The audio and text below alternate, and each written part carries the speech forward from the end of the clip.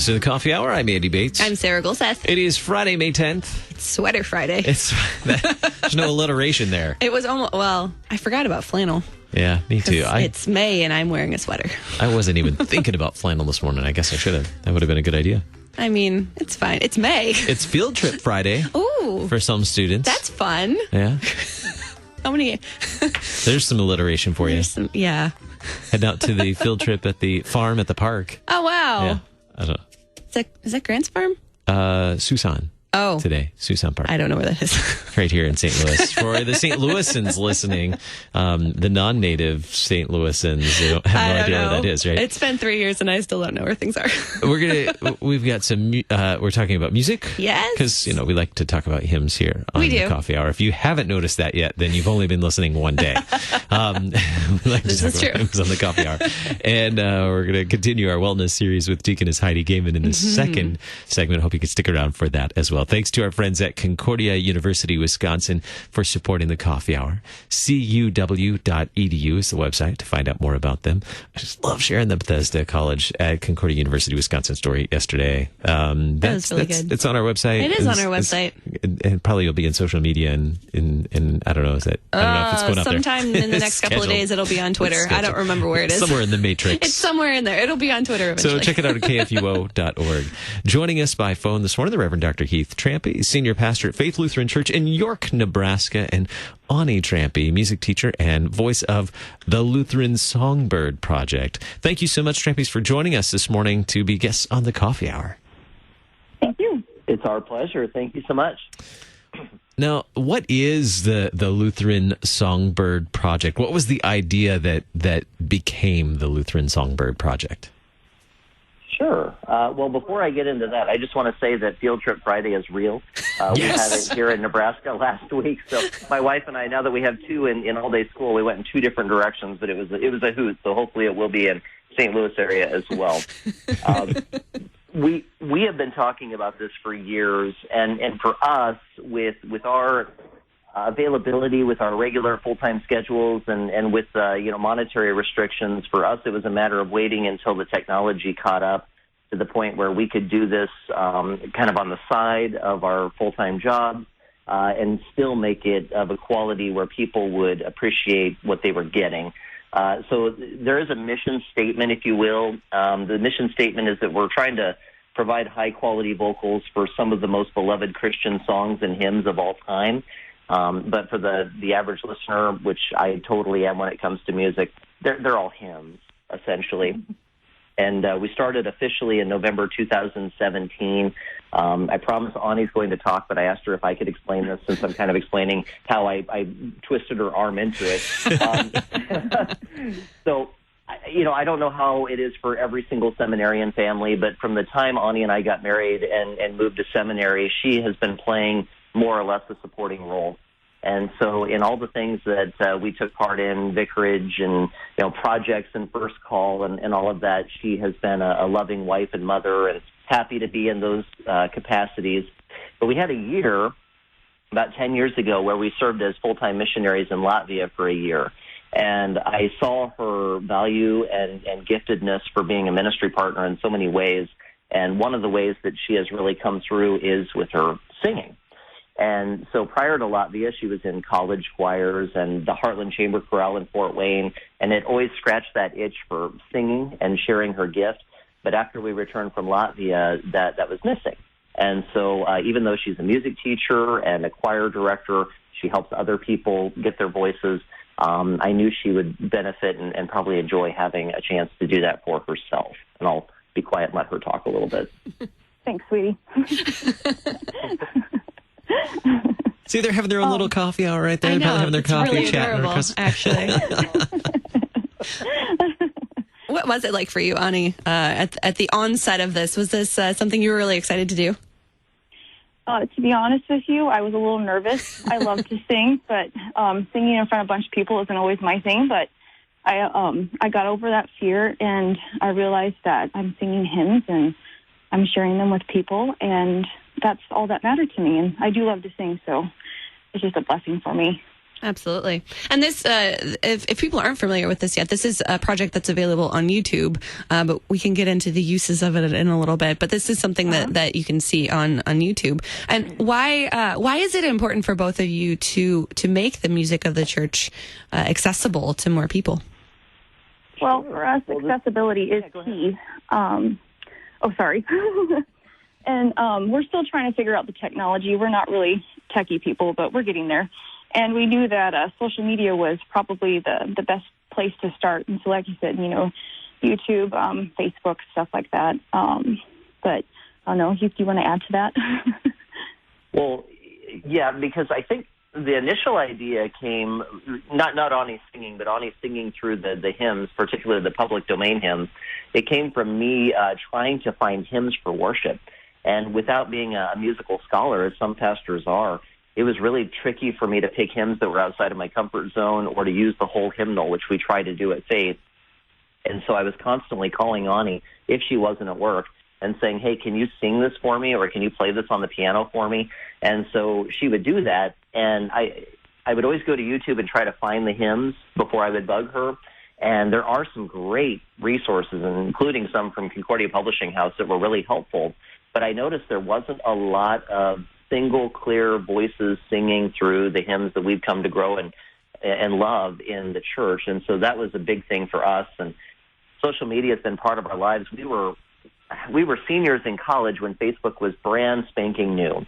And so I don't know if we were part of the first million that were on Facebook, but we were part of the demographic that was meant to be on there right away. And so Ani and I have just been swimming in those waters since the beginning. And we've seen the value of social media for reaching people in other countries. If you'll indulge me for one quick second, I did a mission trip in Africa a few years ago, and I have stayed connected to so many people in Africa through social media. We're just buds. And it's kind of trippy if you think about it. At any other time in history, this would have been so complicated and difficult. We have had people from India write to us and ask if they can use the videos in their teaching and in their worship, and we've said we would be delighted if they would do that. We've had people from Africa ask if we can share lyrics to some of the other stuff that we've done so that they can share it with their people. And so we know this is connecting us to the world. We just haven't fully explored that yet. What about in your own congregation? Have you found folks right there in your own community that are making use of this in their home? Any stories on that? Yeah, go ahead, Ani. Yeah, we have people at our church that tune in and listen to the Lutheran Songbird project. A lot of it's through Facebook, like Heath was saying before. YouTube, we're still trying to get going, but there's people around in our immediate community, but also like in Nebraska. We have people from Fort Wayne because we lived there for quite a few years. And it's slowly kind of spreading all over the place because people share it and it spreads. What are some of the ways that people that you hope people will use this? You mentioned a few ways that they are right now. How are you hoping that this will grow? Sure. I want to give a quick, real quick, Ani. I want to give a quick shout out to a couple of people that helped us right at the outset. If you watch some of our very early videos, Ani is singing with piano or organ or guitar, and those are actually dear people from the congregation who are helping us. And one of the big reasons we switched to a cappella was because, first of all, scheduling those sessions was tricky.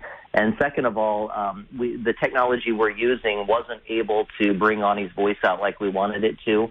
And so we've gone sort of back to a cappella. But I'm so sorry, Sarah. Could you ask your question again?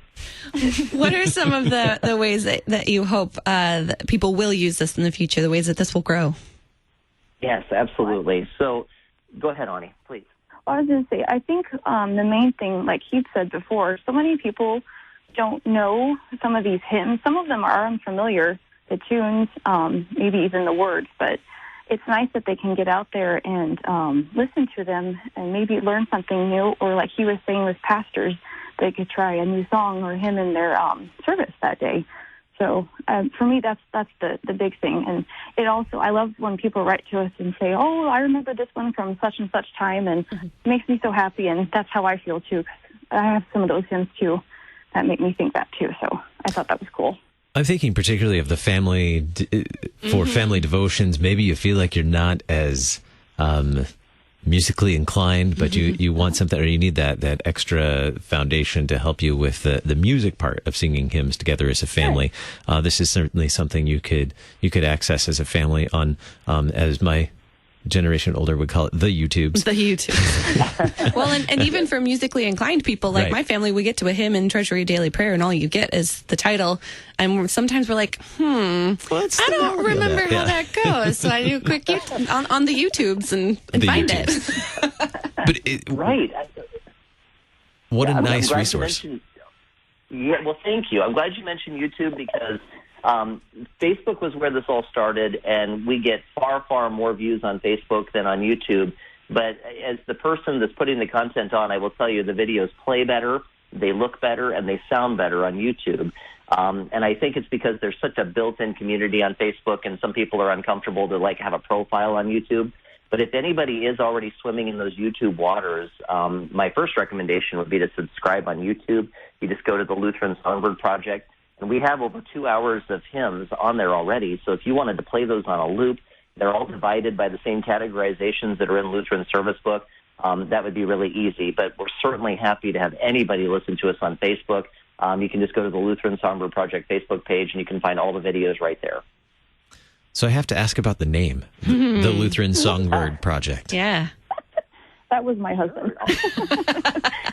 Well, okay, so I had this vision in my head of a Luther seal with a bird resembling the Twitter bird, even though we're not really on Twitter, coming out of it. And my publisher's son, Tripillar Publishing in Orange County, is a graphic designer, and he came up with the logo, which I think is one of the coolest parts of the Lutheran Songbird Project.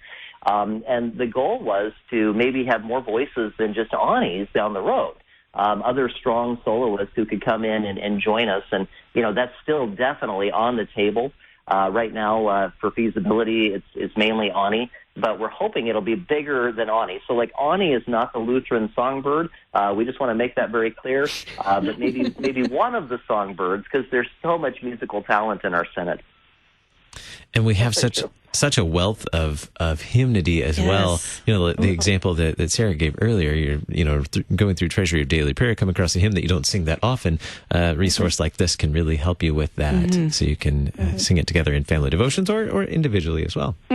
Well, thanks for this great resource. And so we can look for the Lutheran Songbird Project on YouTube. That's a key place to look for it. Search Google for it, I suppose, as well. Yeah. We'll provide the links. Yeah, for sure. We will. We'll provide the links because Sarah's a millennial and she can do that. I know how to work the internet. With the program notes. With the program notes. The Reverend Dr. Heath Trampy, Senior Pastor, Faith Lutheran Church in York, Nebraska, and Ani Trampy, music teacher and the voice of the Lutheran Songbird Project. Thank you so much for being our guest today on the Coffee Hour. Thank you very much. Thank you. It was an honor. That's a lot of fun. Coming up in just a little bit, we'll check in. We'll get our regular wellness conversation with Deaconess Heidi Gaiman. You're listening to the Coffee Hour. I'm Andy Bates. I'm Sarah Golseth.